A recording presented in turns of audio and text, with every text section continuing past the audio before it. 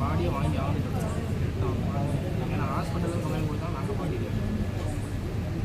பாடியை வச்சு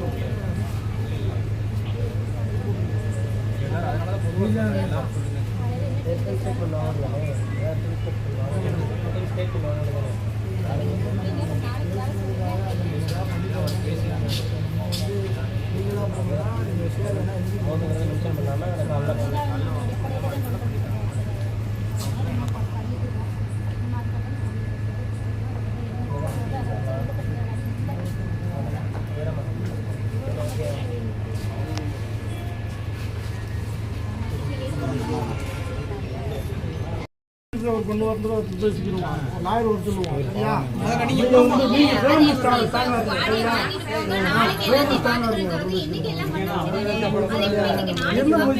பாடி வேணா திருப்பி ஒன்றும் பண்ண மாட்டாக்கா அதெல்லாம் கிடையாதுக்கா அதெல்லாம் பாடி வேணாலும் முடிஞ்சு வச்சு பாடி வெளியே தர முடிஞ்சு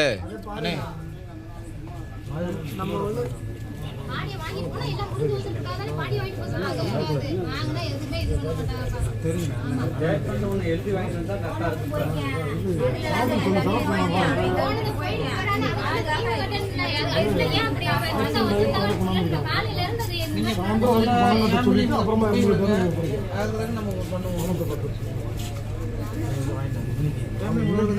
இன்னைக்கு கடைசி வரைக்கும் பணம் வாங்கிட்டு திரும்ப இது பண்ணலாம் என்ன விளையாட்டு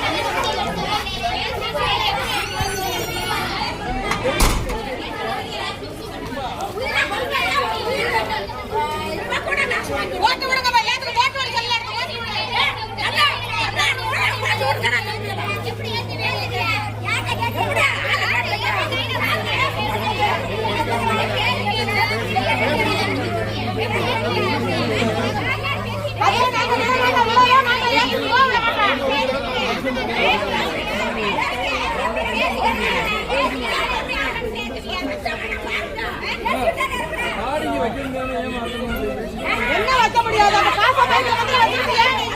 காசை கொஞ்சம் கொஞ்சம் கூட வச்சுருவீங்களா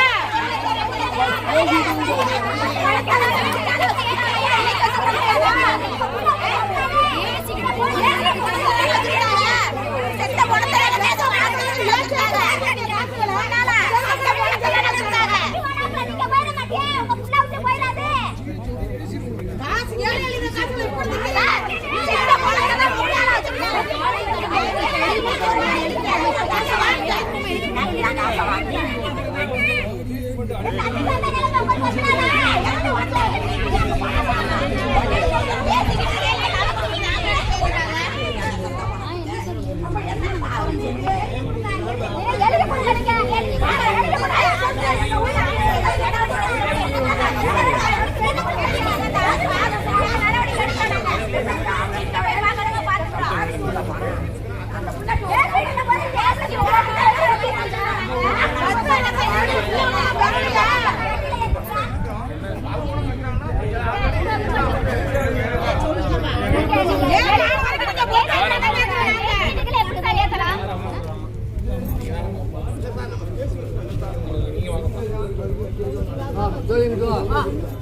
சொல்லு அம்மா ஏற்றி அப்படி சொல்லு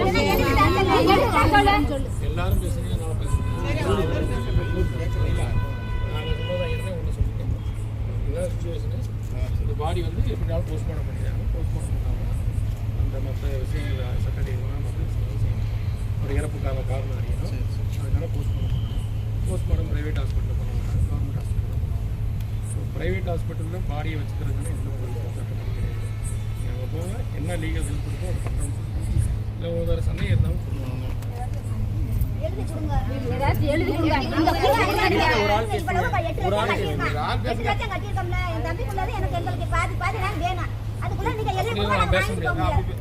அப்படிலாம் போலீஸ் பேச முடியாது. அதெல்லாம் எங்களுக்கு அப்படி எங்களுக்கு எந்த அதிகாரம் கிடையாதுமா.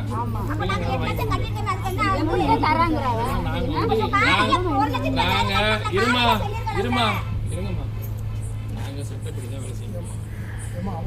சட்டப்படியான என்ன ஹெல்ப் இருக்கோ அதை செய்யறேன்னு சொல்லி அவங்கள்ட்டையும் பேசிட்டேன். நீங்கள் இங்கே வந்து எங்கள்கிட்ட ரொம்ப கோவப்படுறீங்க. நாங்கள் கூப்பிட்டாங்க உள்ளே கூப்பிட்டு எவ்வளோ நேரம் பேசிக்கணும்னு உங்களுக்கு தெரியாது.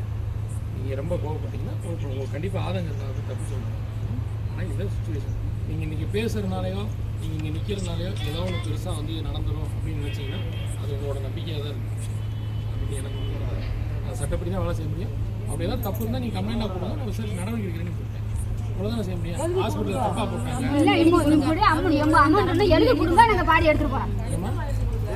அது யாருமா எழுதி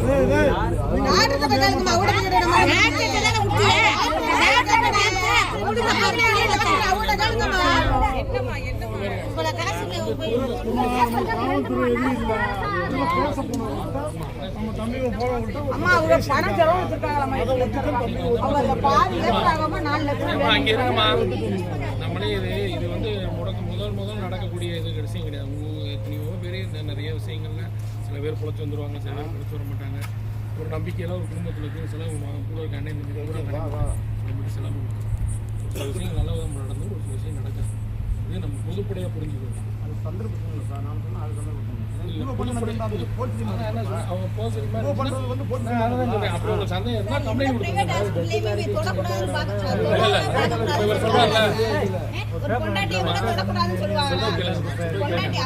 சொல்றது கேளுங்கம்மா, கொஞ்சம் கேட்டு பேசுங்க. அப்படி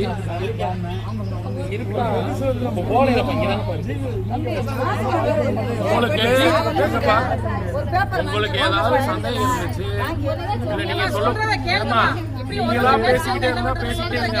என்னைக்குமே முடிவு உங்களுக்கு ஏதாவது சந்தேகம் இருக்கு சொல்றாங்க, எனக்கு இறப்புல சந்தேகம் இருக்கு, ட்ரீட்மெண்ட்ல சந்தேகம்னா கம்ப்ளைண்ட் எடுத்துவாங்க.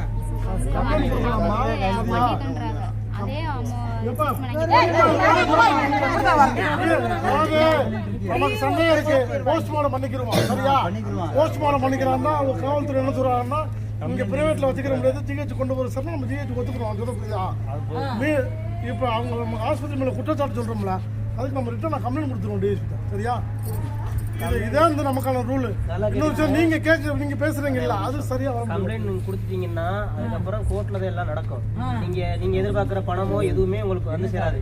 அவங்க எல்லாத்தையும் ப்ராப்பரா ப்ரூவ் பண்ணிட்டாங்கன்னா, இல்ல சொல்றேன், நீங்க இப்ப எதிர்பார்க்குறீங்களா இந்த 8 லட்சம் கட்டணும் நடச்சுன்னு கம்ப்ளைண்ட் பண்ணிட்டாங்கன்னா அவங்க எல்லாத்தையும் ப்ராப்பரா ரெக்கார்ட் சப்மிட் பண்ணிட்டாங்கன்னா உங்களுக்கு ஒண்ணுமே இல்லை. ப்ராப்பரா எல்லாம் கொடுத்துட்டா ஒண்ணுமே இல்லை. அதனால உள்ள என்ன சொன்னாங்களோ அது தெளிவாக சொல்லுவாங்க. அவங்க பெரிய எதிர்பார்ப்பு இருக்காங்க. அவங்க அம்மாட்ட சொன்னாங்க, உங்கள்கிட்ட சொன்னாங்களா? நீ யாருப்பா? நீங்க அமைதியா நீங்க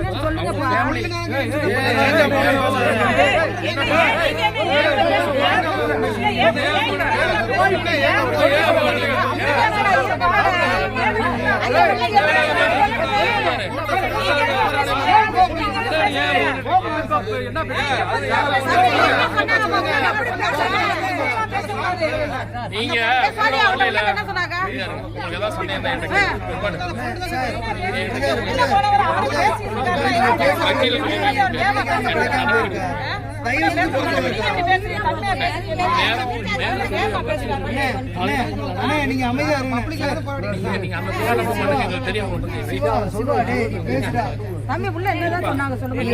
வரல, இவ்வளவு நேரம் இல்ல நீங்க வந்து 4 வார்த்தை பேசிட்டு போறதெல்லாம் விஷயம் கிடையாது. அவங்களுக்கு ஏதாவது நீங்க அமைதியா இருங்க. கொஞ்ச நேரம். இருங்க தம்பி, இருங்க. நீங்க பேசுறது தனியா போய் பேசுங்க.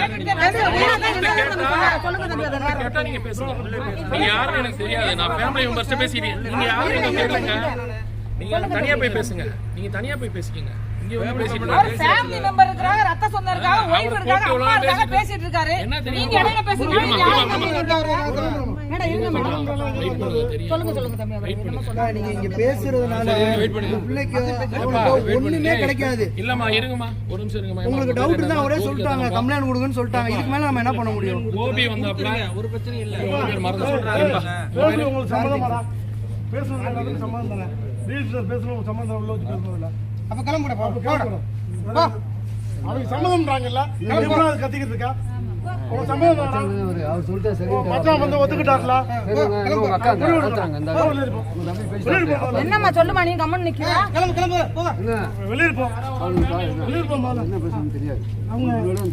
என்னதான் பேசுறாங்க கேளுங்க. நீங்க கேளுங்க தம்பி, நீங்க கேளுங்க தம்பி. கூட பிறந்தவங்கள்ட்ட அவங்க அம்மா அவங்க ஒத்து பேசிக்கிட்டாங்க. நீங்க சும்மா கத்தக்கூடாது. அவங்க பேசிக்கிட்டாங்க, உள்ள பேசிட்டு வந்து நீங்க சொல்லாருங்க. வெளியில் போங்க. ஃப்ரெண்ட்ஸ் சொல்றதானே கேக்குறேன். என்ன பண்ணணுமோ பண்ணிட்டு போறாங்க.